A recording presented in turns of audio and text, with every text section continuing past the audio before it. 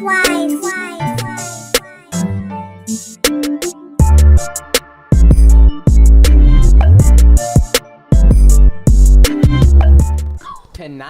we're at Elsewhere Museum, downtown Greensboro. Names? I'm Kyra Gross. I'm Nava Levenson. And I'm Kleve. Nava Levenson? Yeah. Do you That's know a me? cool name. Yeah, that's a pretty good name. Thank you. So, you guys do... Art, and amongst other things. But I paint usually. I like to make art out of food, mostly. Ooh. Yeah, it tastes good, too. And I've been working on a lot of embroidery lately, especially on tarps. What are tarps? Like the little blue things you put on the ground before doing any big art projects, like if you're going to be pouring paint all over the place. Okay. Do you eat your food? Mostly I give it to other people to eat. It's sort of like a generous act. Feeding others. I like to feed I haven't others. gotten any though. Oh, I want one. I must not care about it. I want a fruit basket, okay? Okay. Yeah? Yeah. What's your address?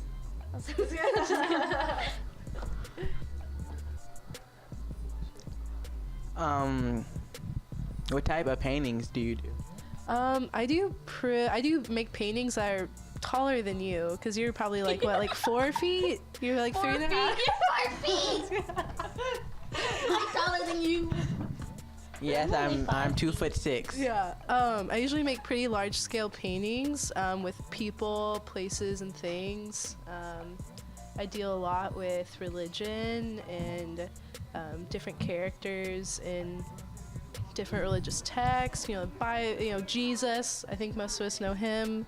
Mary, his mom. But things like that, kind of trying to put a face to God or the faceless, and that can be a lot of different things. Where are you from? Oh, I'm from Chicago, but I've been spending a lot of time in Minneapolis lately.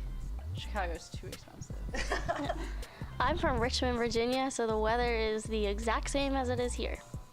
Halfway from New Jersey. Yeah, I'm from Kansas City, Missouri, not Kansas. That's a big difference. My dad's from Missouri. It's pretty nice. Kinda. It's not real. Kansas City, Missouri?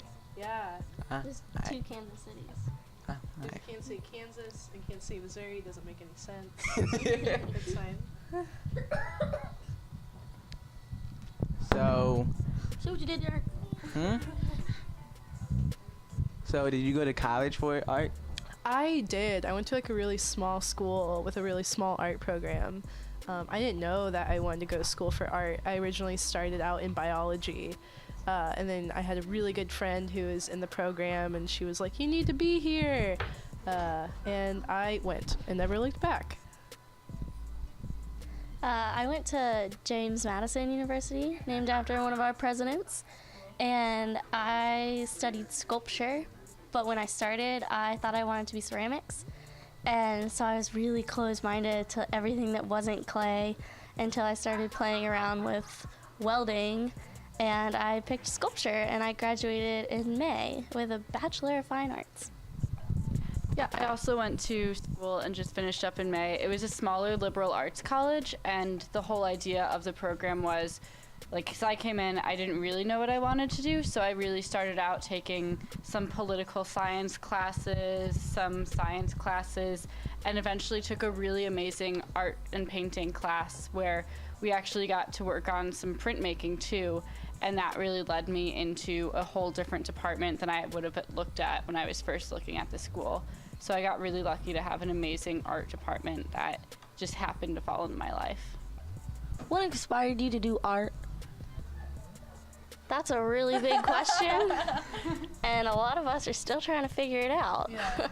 But I would say a lot of things inspired me to do art, mostly doing things a little bit differently in everyday life is the most exciting thing that makes me keep doing art. I would say kind of a similar thing. I really like taking instructions of here's how you do this pattern, here's how you make this kit to make these towels or something. And instead of following the instructions, taking some of them and going all the way down there. So, okay, it says to hem the edges, but what if you do it really, really tiny so you can't see that there's even any seam, so you can't see where it folds over so it doesn't fray, and then ignoring some of the other ones that seem like they could be taken for granted. So then you end up with these towels that would be pretty useless towels, but are interesting to look at.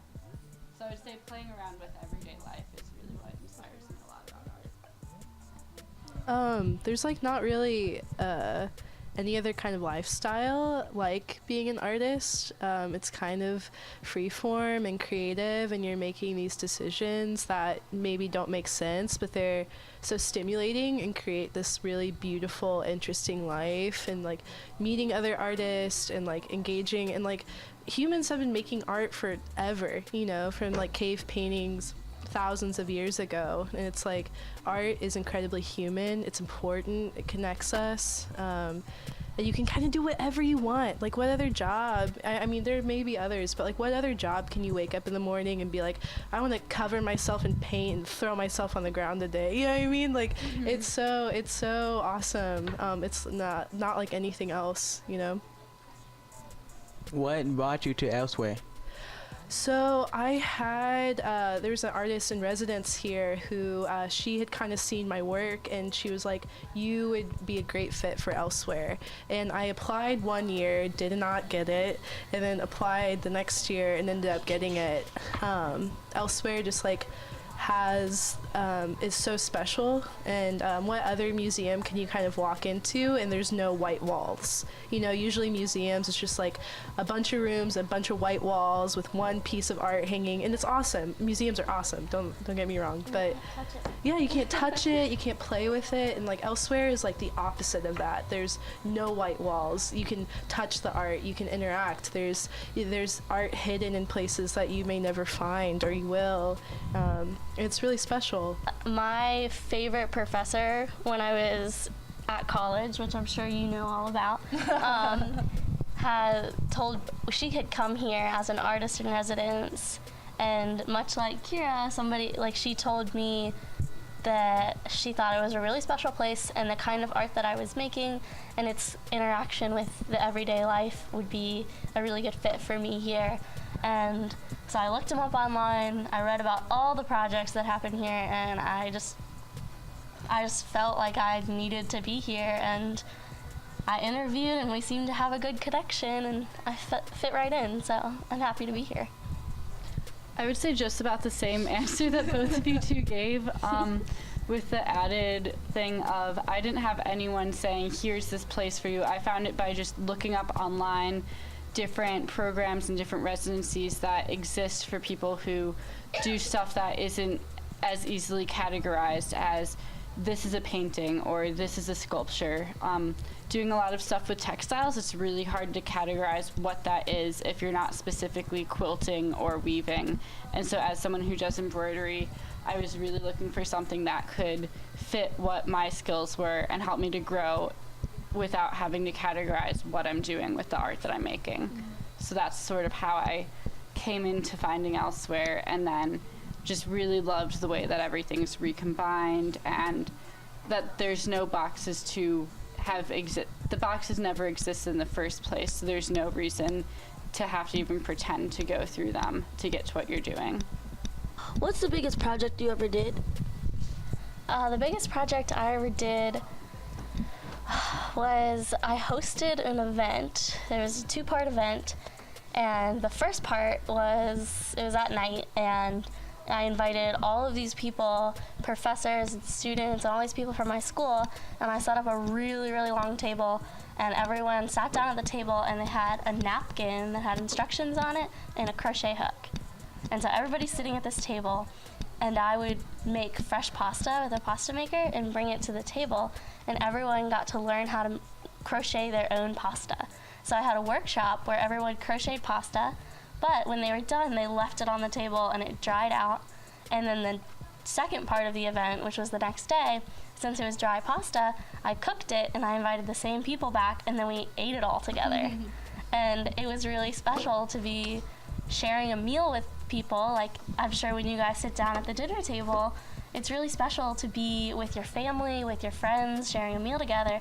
But to share a meal with people that you guys all made for each other, especially through really tedious craft techniques, was a really big highlight of my art career, I guess, and probably the biggest project I ever orchestrated.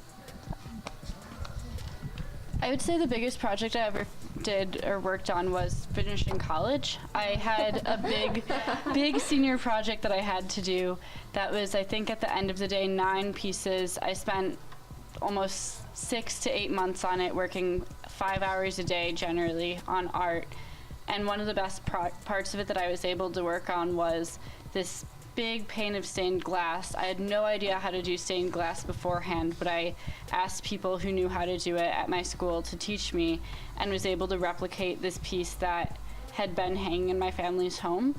A lot of the work that I was doing for that project was, in a sense, about being homesick, and so I was recreating this big, like 40-inch tall piece of stained glass from scratch, but all in clear, and having spent maybe a month or so like going from zero knowledge about stained glass to having the amount of knowledge to at least execute that piece and have it hanging up in a gallery was a really great feeling.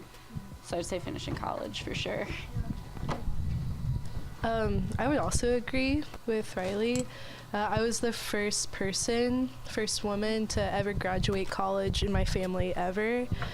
So going through college and especially art school was so difficult. There's so much to learn, and especially if you don't have any family in your life who's done that, it was a lot of learning.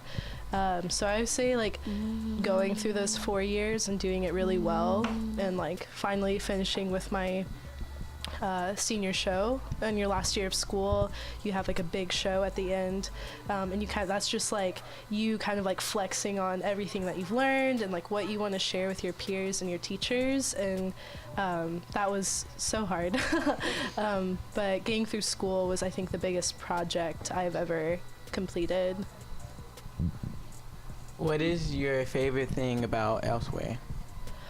I bet I'll learn more as time goes on, but so far, everybody who I've met, staff and also people coming into the museum, seem like curious, kind, generous people who are interested in the community and helping each other grow and share, and it's really cool, and the food's pretty good.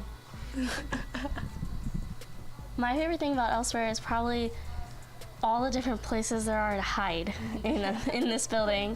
And this is only the first floor, but we have 3 floors of awesome places to hide. And it's a really special place where you can constantly be discovering new little nooks or see a little panel in the wall and realize that it opens up to a new room. It's just an amazing place of discovery, and I'm always finding new things. So all of the pieces of art are identified by the fact that they have this little tag on them, and I love seeing at some spots where art has been sort of made by one artist and then remixed by another, or taken and to be incorporated as another part by another artist over the 15 years that this organization has existed. So I like seeing the collection of tags on some of the pieces where there's just so many of them that have all sort of been working in conversation across so much time. And then also when you see something and you're not sure if it's art, but then you do see a tag on it, so you know to go a little further into it and like open up a book that you didn't know had anything other than the original content in it. So I think that's one of the most magical things about this place. How can people get in contact with you? So I have a website right now. It's RileyKleve.com, and Kleve spelled like Cleveland, but with a K. So Riley, KLEVE.com. It's a difficult name. I'm also available online at NavaLevenson.com. It's NavaLevenson.com. It's gonna be in the description. Nava Levenson. I know, you love that name. I also have a website. It's Kyra Gross .com. KYRAGROSS. Gross, literally. I didn't know that was your last I name. know, yeah, you learned something about That's me so every day. gross. I know. We have so many yeah. original website People- names. In your own words, what advice would you give the kids? I would say to definitely keep exploring, play with your food. Sorry to steal that from Nava. Like, when you see something and can tell how it's made, keep following those themes of how it's created and really learn how to visually take apart the things in your life, whether that's literal things in your life or just like stare at a building. Look at how the bricks form the whole facade for a good amount of time. My advice to young humans would be to continually ask questions. I think that's the most important thing, and that's what's going to help you learn the most about the world that you live in. If you just keep asking questions, you don't see something that looks weird and say, that's funny, and walk away. Ask questions. Why is it there? What is it doing there? And I think it's really important to continue asking questions, and it's really great to see you guys doing that right now through this awesome YouTube channel. Thanks. You're welcome. I think right now, especially kids and youth, like, you guys will be the ones to hopefully like save the planet, you know, with like what you do and what you learn, and just always be reading, asking questions, talking with your friends. Just because things are the way they are doesn't mean it should be that way forever. You know, you guys have the ability to like create the future that you want to see and create a place for future generations. So it's always be curious, always be kind, and go outside and drink water. Yes, drink water. Yeah. That's it for today, guys. Be sure to give us a thumbs up, subscribe, comment, and if you like our interview and you want to become a sponsor, go to our website, arkyandderrickshow.com. See you later.